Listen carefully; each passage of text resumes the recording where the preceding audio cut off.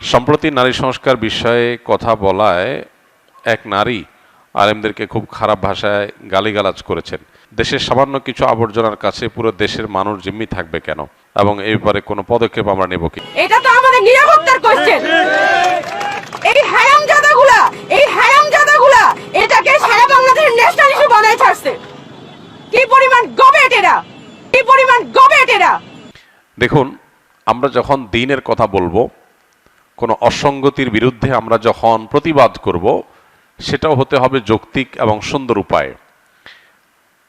এখানে আমরা অনেকে আছি যারা সোশ্যাল মিডিয়াতে ইসলাম এবং মুসলমানদের স্বার্থ রক্ষার জন্য লড়াই করেন, এবং আমাদের এই ভূখণ্ডে, আমাদের এই সমাজে অনাচার এর অনুপ্রবেশ ঘটাবার জন্য যারা চেষ্টা করে, তাদের বিরুদ্ধে অনেকে সোশ্যাল মিডিয়াতে দাওয়াতি কাজ করেন, অ্যাক্টিভিজম করেন।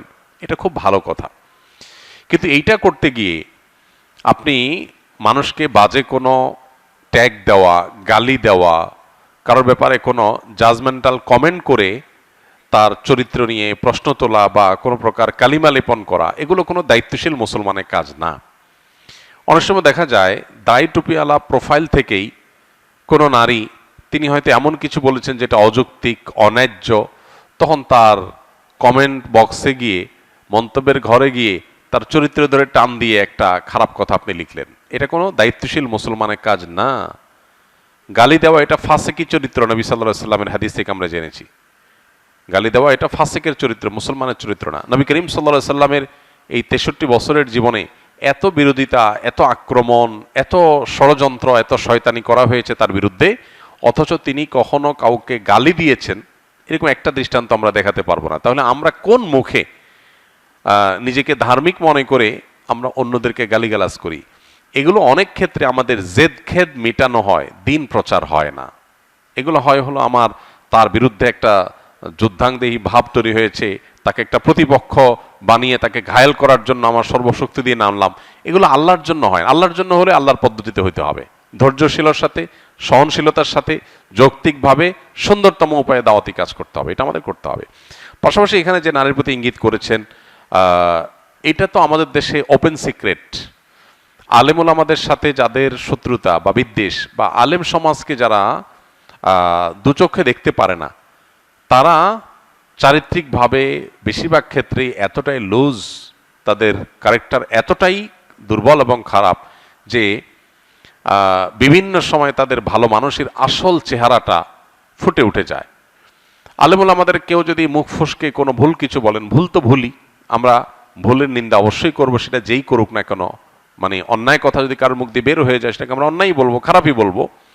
কিন্তু সেটার বিরুদ্ধে সরব থাকা মানুষ যখন নিজে জেনারেলাইজ করে আলেম সমাজকে গালিগালাজ করে, তখন তার আসলে নৈতিক কোনো অধিকার থাকে না আলেম সমাজের কোনো ভুল বা বিচ্যুতি করে কেউ মুখ দিয়ে খারাপ কথা বললে তার বিরুদ্ধে কথা বলার। এখানে একটা নৈতিক অধিকারের ব্যাপার থাকে। আপনি নিজে যখন একই কাজ করেন, তখন আরেকজনকে বলাটা, এটা আপনার সাথে যায় না, এটা আপনার অধিকারের মধ্যে পড়ে না। এটা একটা কমন কথা। সো আমরা আমাদের জায়গা থেকে দায়িত্বশীল আচরণ করব। আর এরকম যারা দ্বিচারিতা করে, নিজেরা সারাদিন আলেমুল আমাদের এক হাত নেয়, আবার সকাল বিকাল সবক দিতে আসে, তাদের দ্বিচারিতা এবং দ্বিমুখী আচরণের কথা আমরা মানুষকে জানিয়ে দিব ইনশাআল্লাহ, এবং তাদের ব্যাপারে আদর্শিক যে অবস্থান আমাদের, সেটা আমরা পরিষ্কার করব। বিভিন্ন দেশে বর্তমানে নারীরা চিকিৎসা বিজ্ঞান ও বিভিন্ন ফোর্সে অংশগ্রহণে এগিয়ে যেতে দেখা যায়। ঠিক সেই সময় আমাদের দেশের কিছু কুচক্রী তথাকথিত নারীবাদীরা নারীদের পতিতাবৃত্তিকে বৈধ করার লাইসেন্স পেতে ব্যস্ত হয়ে উঠেছে। এটা কিভাবে দেখছেন? দেখুন, এটা তো বলার অপেক্ষা রাখে না।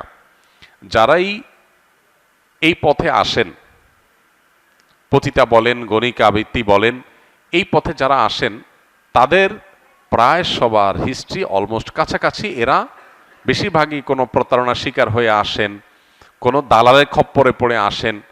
তারা এ পথে আসার পর এখান থেকে মুক্তি চান, এটা হলো বাস্তবতা। তাদেরকে মুক্তি না দিয়ে, তাদেরকে অধিকারের নাম দিয়ে শ্রমিকের মর্যাদা দেওয়ার কথা বলার মানে হলো এদের যে দালালদের সাপ্লাই চেইন আছে, সেটাকে বৈধতা দেওয়া। পৃথিবীর অনেক দেশে, অনেক উন্নত দেশে উঠতি বয়সের মেয়েদের, বিভিন্ন রকমের মেয়েদের কিডন্যাপের পরিমাণ দিন দিন বেড়ে চলেছে। কেন কিডন্যাপ বাড়ছে? কারণ আপনি যখন এই জাতীয় কর্মকাণ্ডকে বৈধতা দিবেন, এটাকে পেশা হিসাবে স্বীকৃতি দিবেন, তখন এটা একটা বিজনেস। আপনারা জানেন যে পর্ন ইন্ডাস্ট্রির সাথে হাজার হাজার কোটি টাকার ব্যবসা জড়িত। এখানে ওই দালাল চক্র, পর্ন ভিডিও তৈরি করা, হাজারটা অপকর্ম এখান থেকে আপনার হয়ে থাকে। সেগুলোকে স্টাবলিশড করার জন্য অধিকারের নাম দিয়ে এই জিনিসটাকে সমাজে প্রতিষ্ঠিত করার চেষ্টা করছে কিছু মানুষ। এটা এদেশের শুধু মুসলমানদের ধর্ম বিরোধী বিষয় নয়, খ্রিস্টানদের বিরোধী বিষয়, হিন্দুদের ধর্ম বিরোধী বিষয়, তারপরে আপনার বৌদ্ধদের ধর্ম বিরোধী বিষয়। বাংলাদেশে প্রচলিত প্রত্যেকটা ধর্মের মানুষের ধর্ম বিশ্বাস হলো গণিকা বৃত্তি বা পতিতা বৃত্তি। এটা ঘৃণিত কর্ম, এটা সমাজের জন্য ধ্বংসের দ্বারপ্রান্তকে উন্মুক্ত করে, যার কারণে এটা বিরুদ্ধে সব ধর্মের মানুষ ঐক্যবদ্ধ। তাহলে বাংলাদেশের মানুষের ঐক্যবদ্ধ মানুষের বিরুদ্ধে, একটা আইডিওলজির বিরুদ্ধে আপনি এখানে অবস্থান নিচ্ছেন। সবচেয়ে ভয়ের বিষয় হলো এটা যখন চালু হবে ঘরে ঘরে, স্কুল কলেজের মেয়েরা তারা অনেকে মনে করবে এটা বৈধ কাজ, অতএব তারা এটাকে টিউশনির মতো করে যেখানে সেখানে যখন তখন তারা এটাকে ইউজ করবে এবং ঘরে ঘরে অশান্তি এবং চরিত্রহীনতা এটা দেখা দিবে। আমাদের সংসারগুলোতে এমনি ভেঙে শেষ, এটা 12টা বাজানোর জন্য নতুন করে এই সংস্কার কমিশন তারা এই সমস্ত বচ্চাপচা সস্তা কালচারগুলোকে আমদানি করছে। এগুলো শুধু এরা না, এই দেশের জীবনে কেউ এগুলো যেন পুশ করতে না পারে। আমাদের সবাইকে, আমাদের বোনদেরকে আরো বেশি সজাগ থাকতে হবে, কারণ এগুলোর ফলে সবচেয়ে বেশি ক্ষতিগ্রস্ত হয় নারীরা নিজেরা। একজন নারী তিনি তার সামাজিক মর্যাদা হারায়।